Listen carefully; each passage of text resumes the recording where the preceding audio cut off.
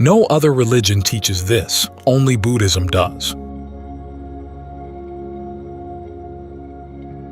In Buddhism, we use the words self and no self. And so it is important to understand just what this no self, anattā, is all about, even if it is first just an idea, because the essence of the Buddha's teaching hinges on this concept. And in this teaching, Buddhism is unique. No other spiritual teacher has formulated no self in just this way. And because it has been formulated by him in this way, there is also the possibility of speaking about it. Much has been written about no self, but in order to know it, one has to experience it. And that is what the teaching aims at, the experience of no self. Yet in order to experience no self, one has first to fully know self, actually know it. But unless we do know what this self is, this self called me, it is impossible to know what is meant by there is no self there. In order to give something away, we have to first fully have it in hand. We are constantly trying to reaffirm self, which already shows that this self is a very fragile and rather wispy sort of affair, because if it weren't, why would we constantly have to reaffirm it? Why are we constantly afraid of the self being threatened, of its being insecure, of its not getting what it needs for survival? If it were such a solid entity as we believe it to be, we would not feel threatened so often. We affirm self again and again through identification. We identify with a certain name, an age, a sex, an ability, an occupation. I am a lawyer, I am a doctor, I am an accountant, I am a student. And we identify with the people we are attached to. I am a husband, I am a wife, I am a mother, I am a daughter, I am a son. Now, in the manner of speech, we have to use self in that way. But it isn't only in speech. We really think that that self is who we are. We really believe it. There is no doubt in our mind that that self is who we are. When any of these factors is threatened, if being a wife is threatened, if being a mother is threatened, if being a lawyer is threatened, if being a teacher is threatened, or if we lose the people who enable us to retain that self, what a tragedy. The self-identification becomes insecure, and me finds it hard to say, look at me, this is me. Praise and blame are included. Praise reaffirms me, blame threatens me. So we like the praise and we dislike the blame. The ego is threatened. Fame and infamy, same thing. Loss and gain. If we gain, the ego gets bigger. If we lose, it gets a bit smaller. So we are constantly in a quandary and in constant fear. The ego might lose a little bit of its grandeur. It might be made a bit smaller by someone. And it happens to all of us. Somebody is undoubtedly going to blame us for something eventually. Even the Buddha was blamed. Now, the blame that is levied at us is not the problem. The problem is our reaction. The problem is that we feel smaller. The ego has a hard time reasserting itself. So what we usually do is we blame back, making the other's ego a bit smaller too. Identification with whatever it is that we do and whatever it is that we have, be it possessions or people, is, so we believe, needed for our survival. Self-survival. If we don't identify with this or that, we feel as if we are in limbo. This is the reason why it is difficult to stop thinking in meditation. Because without thinking, there would be no identification. If I don't think, what do I identify with? It is difficult to come to a stage in meditation in which there is actually nothing to identify with anymore. Happiness, too, may be an identification. I am happy. I am unhappy. Because we are so keen on survival, we have got to keep on identifying. When this identification becomes a matter of the life or death of the ego, which it usually is, then the fear of loss becomes so great that we can be in a constant state of fear. constantly afraid to lose either the possessions that make us what we are or the people that make us what we are. If we have no children or if they all die, we are no longer a mother. So fear is paramount. The same goes for all other identifications. Not a very peaceful state of living, and what does it do to? Only one thing: ego, the craving to be. This identification results, of course, in craving for possessing, and this possessing results in attachment. What we have, what we identify with, we are attached to. That attachment, that clinging, makes it extremely difficult to have a free and open viewpoint. This kind of clinging, whatever it may be that we cling to, it may not be clinging to motor cars and houses, it may not even be clinging to people, but we certainly cling to views and opinions. We cling to our worldview. We cling to the view of how we are going to be happy. Maybe we cling to a view of who created this universe. Whatever it is we cling to, even how the government should run the country, all of that makes it extremely difficult to see things as they really are, to be open-minded. And it is only an open mind which can take in new ideas and understanding. Meditating on no self. Lord Buddha compared listeners to 4 different kinds of clay vessels. The first clay vessel is one that has holes at the bottom. If you pour water into it, it runs right out. In other words, whatever you teach that person is useless. The second clay vessel he compared to one that had cracks in it. If you pour water into it, the water seeps out. These people cannot remember, cannot put 2 and 2 together, cracks in the understanding. The third listener he compared to a vessel that was completely full. Water cannot be poured in, for it's full to the brim. Such a person, so full of views he can't learn anything new. But hopefully we are the fourth kind, the empty vessels without any holes or cracks, completely empty. I dare say we are not, but maybe empty enough to take in enough. To be empty like that of views and opinions means a lack of clinging, even a lack of clinging to what we think is reality. Whatever we think reality is, it surely is not, because if it were, we would never be unhappy for a single moment. We would never feel a lack of anything. We would never feel a lack of companionship, of ownership. We would never feel frustrated, bored. If we ever do, whatever we think is real is not. What is truly reality is completely fulfilling. If we aren't completely fulfilled, we aren't seeing complete reality. So any view that we may have is either wrong or it is partial. Because it is wrong or partial and bounded by the ego, we must look at it with suspicion. Anything we cling to keeps us bound to it. If I cling to a table leg, I can't possibly get out the door. There is no way I can move. I am stuck. Not until I let go will I have the opportunity to get out.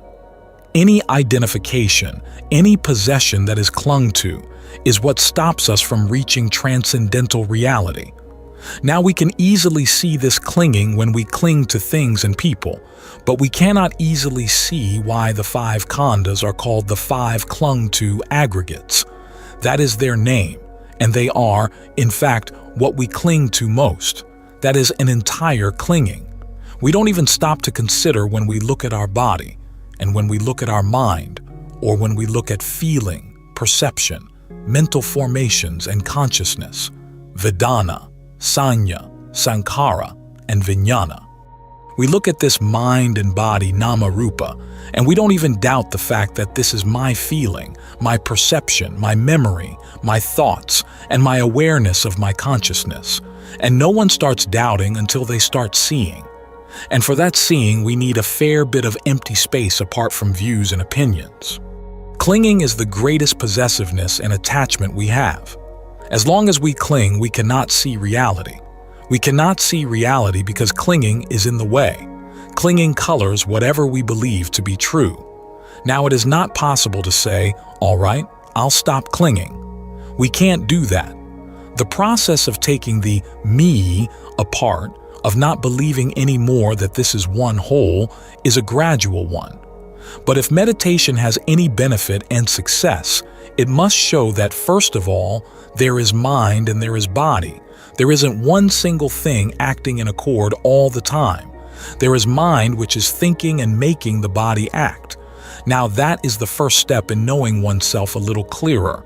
And then we can note, this is a feeling and I am giving this feeling a name, which means memory and perception. This is the thought that I am having about this feeling.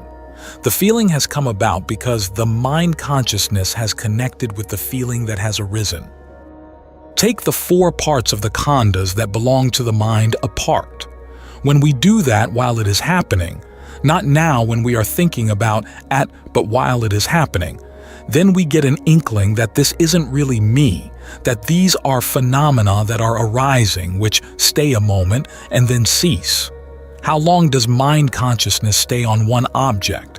And how long do thoughts last? And have we really invited them? The clinging, the clung to, are what make the ego arise. Because of clinging, the notion of me arises. And then there is me, and me having all the problems. Without me, would there be problems? If there weren't anyone sitting inside me, as we think there is, who is called I or me or John, Claire, then who is having the problem? The khandhas do not have any problems. The khandhas are just processes. They are phenomena, and that is all. They are just going on and on and on. But because I'm grasping at them and trying to hold on to them and saying, it's me feeling, it's me wanting, then problems arise. If we really want to get rid of suffering completely and totally, then clinging has to go. The spiritual path is never one of achievement. It is always one of letting go. The more we let go, the more there is empty and open space for us to see reality. Because what we let go of is no longer there. There is the possibility of just moving without clinging to the results of the movement. As long as we cling to the results of what we do, as long as we cling to the results of what we think, we are bound, we are hemmed in. Now there is a third thing that we do. We are interested in becoming something or somebody, interested in becoming an excellent meditator, interested in becoming a graduate, interested in becoming something which we are not, and becoming something stops us from being. When we are stopped from being, we cannot pay attention to what there really is. All this becoming business is, of course, in the future. Since whatever there is in the future is conjecture, it is a dream world we live in. The only reality we can be sure of is this particular moment right now. And this particular moment, as you must be able to be aware of, has already passed, and this one has passed, and the next one has also passed. See how they are all passing. That is the impermanence of it all. Each moment passes, but we cling, trying to hold on to them, trying to make them a reality, trying to make them a security, trying to make them be something which they are not. See how they are all passing. We cannot even say it as quickly as they are doing it. There is nothing that is secure, nothing to hold on to, nothing that is stable. The whole universe is constantly falling apart and coming back together. And that includes the mind and the body, which we call I. You may believe it or not, it makes no difference. In order to know it, you must experience it. When you experience it, it's perfectly clear. What one experiences is totally clear. No one can say it is not. They may try, but their objections make no sense because you have experienced it. It's the same thing as biting into the mango to know its taste. To experience it, one needs meditation. An ordinary mind can only know ordinary concepts and ideas. If one wants to understand and experience extraordinary experiences and ideas, one has to have an extraordinary mind. An extraordinary mind comes about through concentration. Most meditators have experienced some stage that is different than the one they are used to, so it is not ordinary anymore. But we have to fortify that far more than just the beginning stage, to the point where the mind is truly extraordinary. Extraordinary in the sense that it can direct itself to where it wants to go. Extraordinary in the sense that it no longer gets perturbed by everyday events. And when the mind can concentrate, then it experiences states which it has never known before. To realize that your universe constantly falls apart and comes back together again is a meditative experience. It takes practice, perseverance, and patience. And when the mind is unperturbed and still, equanimity, even-mindedness, peacefulness arise. At that time, the mind understands the idea of impermanence to such an extent that it sees itself as totally impermanent. And when one sees one's own mind as being totally impermanent, there is a shift in one's viewpoint. That shift I like to compare with a kaleidoscope that children play with. A slight touch and you get a different picture. The whole thing looks quite different with just a slight shift. Non-self is experienced through the aspect of impermanence, through the aspect of unsatisfactoriness, and through the aspect of emptiness. Empty of what? The word emptiness is so often misunderstood because when one only thinks of it as a concept, one says, "What do you mean by empty?" Everything is there. There are the people, and there are their insides, guts, and their bones and blood, and everything is full of stuff. And the mind is not empty either. It's got ideas, thoughts, and feelings. And even when it doesn't have those, what do you mean by emptiness? The only thing that is empty is the emptiness of an entity. There is no specific entity in anything. That is emptiness. That is the nothingness. That nothingness is also experienced in meditation. It is empty. It is devoid of a specific person, devoid of a specific thing, devoid of anything which makes it permanent, devoid of anything which even makes it important. The whole thing is in flux. So the emptiness is that. And the emptiness is to be seen everywhere, to be seen in oneself. And that is what is called anattā, non-self. Empty of an entity. There is nobody there. It is all imagination. At first, that feels very insecure. That person that I've been regarding with so much concern, that person trying to do this or that person who will be my security, will be my insurance for a happy life. Once I find that person does not really exist. What a frightening and insecure idea that is. What a feeling of fear arises. But as a matter of fact, it's just the reverse. If one accepts and bears that fright and goes through it, one comes to complete and utter relief and release. I'll give you a simile. Imagine you own a very valuable jewel which is so valuable that you place your trust in it so that should you fall upon hard times, it will look after you. It's so valuable that you can have it as your security. You don't trust anybody. So you have a safe inside your house, and that is where you put your jewel. Now you have been working hard for a number of years and you think you deserve a holiday. So now, what to do with the jewel? Obviously, you cannot take it with you on your seaside holiday. So you buy new locks for the doors to your house and you bar your windows and you alert your neighbors. You tell them about the proposed holiday and ask them to look after your house and the safe in it. And they say they will, of course. You should be quite at ease, and so you go off on your holiday. You go to the beach and it's wonderful, marvelous. The palm trees are swaying in the wind and the spot you've chosen on the beach is nice and clean. The waves are warm and it's all lovely. The first day you really enjoy yourself. But on the second day, you begin to wonder. The neighbors are very nice people, but they do go and visit their children. They are not always at home, and lately there has been a rash of burglaries in the neighborhood. And on the third day, you've convinced yourself that something dreadful is going to happen, and you go back home. You walk in and open the safe. Everything is all right. You go over to the neighbors and they ask, "Why did you come back? We were looking after your place. You didn't have to come back. Everything is fine." The next year, the same thing. Again, you tell the neighbors, "Now this time I'm really going to stay away for a month. I need this holiday as I've been working hard." So they say, "Absolutely no need to worry, just take off. Go to the beach."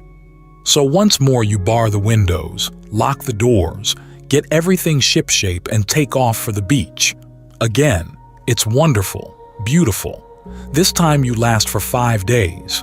On the 5th day, you are convinced that something dreadful must have happened. And you go home. You go home and by golly it has. The jewel is gone. You are in a state of complete collapse, total desperation, depressed. So you go to the neighbors, but they have no idea what has happened. They've been around all the time. Then you sit and consider the matter and you realize that since the jewel is gone, you might as well go back to the beach and enjoy yourself. That jewel is self. Once it is gone, all the burden of looking after it, all the fears about it, all the barring of doors and windows and heart and mind is no longer necessary. You can just go and enjoy yourself while you're still in this body. After proper investigation, the frightening aspect of losing this thing that seemed so precious turns out to be the only relief and release from worry that there is. There are 3 doors to liberation: the signless, the desireless, and emptiness. If we understand impermanence, anicca, fully, it is called the signless liberation. If we understand suffering, dukkha, fully, it is the desireless liberation. If we understand no self, anattā, fully, then it is the emptiness liberation, which means we can go through any of these 3 doors. And to be liberated means never to have to experience an unhappy moment again. It also means something else. It means we are no longer creating karma. A person who has been completely liberated still acts, still thinks, still speaks, and still looks to all intents and purposes like anybody else. But that person has lost the idea that I am thinking, I am speaking, I am acting. Karma is no longer being made because there is just the thought, just the speech, just the action. There is the experience but no experiencer. And because no karma is being made any longer, there is no rebirth. That is full enlightenment. In this tradition, 3 stages of enlightenment have been classified before one comes to the 4th stage, full enlightenment. The first stage, the one we can concern ourselves with, at least theoretically, is called sotapanna, stream enterer. It means a person who has seen nibbana once and has thereby entered the stream. That person cannot be deterred from the path anymore. If the insight is strong, there may be only 1 more lifetime. If the insight is weak, it can be 7 more lifetimes. Having seen nibbana for oneself once, one loses some of the difficulties one had before. The most drastic hindrance that one loses is the idea that this person we call I is a separate entity. The wrong view of self is lost. But that doesn't mean that a sotapanna is constantly aware of no self. The wrong view is lost. But the right view has to be reinforced again and again and experienced again and again through that reinforcement. Such a person no longer has any great interest and certainly no belief in rites and rituals. They may still be performed because they are traditional or that are customary, but such a person no longer believes they can bring about any kind of liberation, if they ever believed that before. And then a very interesting thing is lost: skeptical doubt. Skeptical doubt is lost because one has seen for oneself that what the Buddha taught was actually so. Until that time, skeptical doubt will have to arise again and again because one can easily think, well, maybe it's so, but how can I be sure? One can only be sure through one's own experience. Then, of course, there is no skeptical doubt left because one has seen exactly that which has been described, and having seen it, one's own heart and mind gives an understanding which makes it possible to see everything else. Dhamma must have as its base the understanding that there is no special entity. There is continuity, but there is no special entity. And that continuity is what makes it so difficult for us to see that there really isn't anybody inside the body making things happen. Things are happening anyway. So the first instance of having seen a glimpse of freedom, called stream entry, makes changes within us. It certainly does not uproot greed and hate. In fact, they are not even mentioned. But through the greater understanding such a person has, the greed and the hate lessen. They are not as strong anymore, and they do not manifest in gross ways, but do remain in subtle ways. The next stages are the once-returner, then the non-returner, then the arahant. Once-returner, one more life in the five-sense world. Non-returner, no human life necessary, and arahant, fully enlightened. Sensual desire and hate only go with non-returners, and complete conceit of self, only with arahant. So we can be quite accepting of the fact that since we are not arahants, we still have greed and hate. It isn't a matter of blaming oneself for having them. It's a matter of understanding where these come from. They come from the delusion of me. I want to protect this jewel which is me. That is how they arise. But with the continued practice of meditation, the mind can become clearer and clearer. It finally understands. And when it does understand, it can see transcendental reality. Even if seen for one thought moment, the experience is of great impact and makes a marked change in our lives. Egolessness, anattā. More and more, the noble teaching of the Buddha seems to be on the way to conquer the world. More than ever before, the Buddhists are working for its propagation in nearly all the countries of the earth. Especially in India, the birthplace of Buddhism, whence it disappeared for nearly 1,000 years, Buddhism has again made its entrance and gained a firm footing, and with rapid strides, it is ever gaining more and more ground. One therefore should rather think it a good omen that India, having regained its independence, has adopted as its emblem the Buddhist four-lion symbol of Emperor Asoka, and that, at the proclamation of the Indian Republic, behind the presidential throne, crowned with this Buddhist emblem, there appeared the Buddha statue. Also, all over Europe and America, a mighty Buddhist wave is set in motion, which no longer can be kept back and suppressed, and which, sooner or later, will flood the world with its beneficial influence. The world is no longer satisfied with dogmas based on blind belief. Everywhere in the world there is found today a striving for freedom and independence, externally and internally. And evermore the thinking man feels that the destinies of beings are not dependent on the omnipotence and infinite goodness of an imaginary creator, but that they rest entirely on the beings themselves. It is in Buddhism that one may find the true answers to many of the problems that are troubling men and which they wish to get solved. Everybody knows that Buddhism is not a revealed religion and not based on blind belief, but that it is a doctrine to be realized by man's own understanding, a doctrine that makes man free and independent in his thinking and assures him of happiness and peace. There are 3 teachers in the world. But of one thing I wish to warn all those who are working for the propagation of Buddhism, namely, not to allow themselves to be influenced or carried away by seemingly identical theosophical, Christian, or what is still worse, materialistic teachings.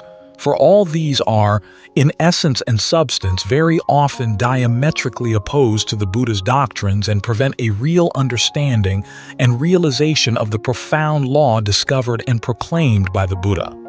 The most crucial point for most men seems to be the Buddha's fundamental teaching of phenomenality, egolessness, and impersonality of existence, in Pali anattā.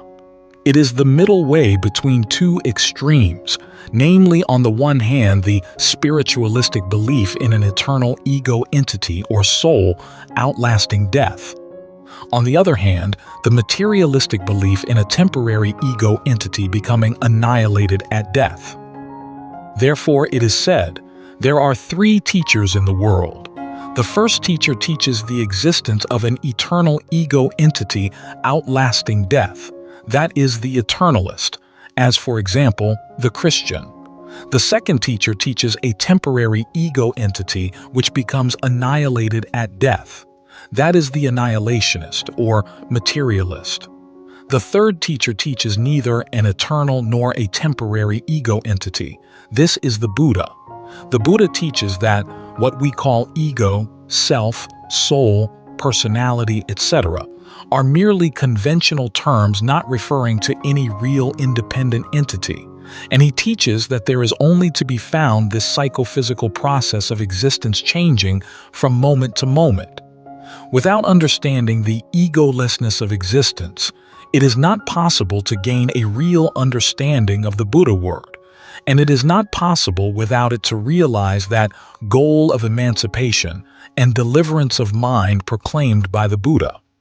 This doctrine of egolessness of existence forms the essence of the Buddha's doctrine of emancipation.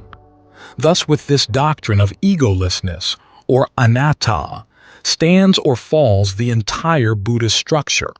Indeed, for anyone who wishes to engage in the study of the Buddhist scriptures, the best thing would be, from the very start, to get himself acquainted with the two methods in which the Buddha taught the Dhamma to the world. The first method is the teaching in conventional language. The second method is the teaching in philosophically correct language. The first one relates to conventional truth, the second, to truth in the ultimate sense. Thus, whenever the Buddha uses such terms as I, person, living being, etc., this is to be understood as conventional speech, hence not correct in the highest sense. It is just as speaking of the rising and setting of the sun, though we know thoroughly well that this does not correspond to reality. Thus the Buddha teaches that, in the ultimate sense, amongst all these psychophysical phenomena of existence, there cannot be found any eternal or even temporary ego entity, and hence that all existence of whatever kind is something impersonal or anattā. In this connection, I would like to emphasize the fact that this fundamental doctrine of egolessness and emptiness is not, as some misinformed Western Buddhists assert, only taught in the Southern school of Buddhism, but that even in the so-called the Mahayana schools it forms a most essential part. Without this teaching of anattā, or egolessness, there is no Buddhism, and without having realized the truth of egolessness, no real progress is possible on the path to deliverance. The Buddha is, in every respect, a teacher at the golden mean, ethically as well as philosophically.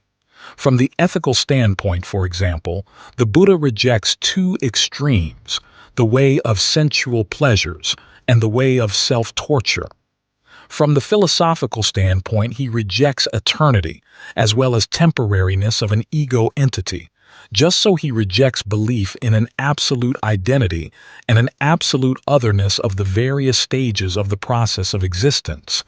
He rejects the determinism as well as the belief in chance. He rejects the belief in absolute existence and absolute non-existence, likewise in freedom of will as well as in unfreedom of will. All these things will become clear to one who understands the egolessness and conditioned nature of all phenomena of existence. On the understanding of these two truths depends the understanding of the entire doctrine of the Buddha. Hence, the understanding and final penetration of the egolessness and conditionedness of all phenomena of existence are the necessary foundation to the realization of the noble eightfold path leading to deliverance from all vanity and misery, namely, right understanding, right thought, right speech, right bodily action, right livelihood, right effort, right mindfulness, and right concentration of mind. Only this golden middle path, based on these two kinds of right understanding, namely of egolessness and conditionedness, can alleviate and destroy these vain illusions of self and craving, which are the root causes of all war and bloodshed in the world. But without these two kinds of understanding, there is no realization of the holy and peaceful goal pointed out by the Buddha. There are, however, to be found various would-be Buddhists in the West who are attached to an imaginary great self, and who uphold that the Buddha did in no way reject the view of an eternal Atman, or soul, behind and independent of the phenomena of existence, and who believe that the Mahayana texts teach such a doctrine. Such assertions, however, do not in the least prove correct, for neither do the Pali texts nor the early Mahayana texts proclaim an eternal self. Any reader who is unbiased in mind and free from prejudices can never from a study of the Buddhist scriptures come to the conclusion that the Buddha ever taught any such ego entity within or outside the corporeal, mental, and spiritual phenomena of existence. Nowhere in the world can there be found such an entity, as was clearly pointed out by the Buddha. Regarding the questions whether the Holy One will continue after death or not continue, etc., the Buddha says that all such questions are wrongly put. And why? Because what is called the Holy One is here only a conventional term and refers to no real entity, while in reality there is only to be found a process of corporeal, mental, and spiritual phenomena. In another text, therefore, the Buddhist asks a monk whether he considered corporeality as the Holy One, or the feelings, or the perceptions, or the mental formations, or consciousness, or whether he believed the Holy One to exist within these five groups of phenomena or outside thereof, or whether all these phenomena heaped together were the Holy One. And denying all these questions, the Buddha further said that, even during lifetime, the Holy One could not be discovered in reality, and that therefore it would be wrong to ask whether the Holy One will continue or not continue after death, etc. Thus, no entities are existing in the world, but only ever-changing processes. The Buddha further says, only because man does not understand corporeality, feeling, and the other mental and spiritual phenomena being impermanent, unsatisfactory, and impersonal, anicca, dukkha, and anattā, and does not understand their conditioned origin, their extinction, and the path leading to their extinction. Therefore, he will think that the Holy One does continue or does not continue after death, etc. This, therefore, is the reason why the Buddha did not answer such questions. According to Buddhism, the whole of existence is comprised in the five groups of phenomena mentioned above, or still more briefly expressed in the three groups: corporeality, consciousness, and the mental factors. And within these three groups are comprised the only and ultimate things given, though also these again are mere fleeting and evanescent phenomena, flashing up for a moment in order to disappear immediately thereafter forever. Thus, whenever in the Buddhist scriptures mention is made of I, self, living being, etc., even of the Buddha, these expressions accordingly are used merely as conventional terms, without referring to any real entities. Therefore the Buddha has said, "It is impossible, it cannot be that a man with real understanding should ever consider anything as a real entity." He who does not understand the egolessness of existence, and who still attached to ego illusion, such a one cannot comprehend and understand the Four Noble Truths of the Buddha in the true light. These four truths are: the truth of the impermanency, unsatisfactoriness, and impersonality of existence; the truth that repeated rebirth and misery are rooted in self-illusion and craving for existence; the truth that through the extinction of all self-illusion, vanity, and craving, deliverance from all rebirth will be attained; the truth that the Eightfold Path, based on right understanding, is the path leading to this goal. He who has not penetrated the ego illusion and is still attached to self-vanity will believe that it is he himself that suffers, will believe that is he himself that performs the good and evil deeds leading to his rebirth, that it is he himself that will enter nirvana. That is, he himself that will bring the eightfold path to perfection. Whoso, however, has fully penetrated the egolessness of existence, knows that, in the highest sense, there is no individual that suffers, that commits the kamic deeds, that enters nirvana, and that brings the eightfold path to perfection. In the Visuddhimagga it is therefore said, "Mere suffering exists, no sufferer is found. The deeds are, but no doer of the deeds is there. Nirvana is, but not the man that enters it. The path is, but no traveler on it is seen." Therefore, wherever the doctrine of the egolessness of all existence is rejected, there the Buddha's word is rejected. But wherever, through penetration of the egolessness of all existence, the ego vanity has reached ultimate extinction, there the goal of the Buddha's teaching has been realized, namely, freedom from all vanity of I and mine, and the highest peace of nibbana.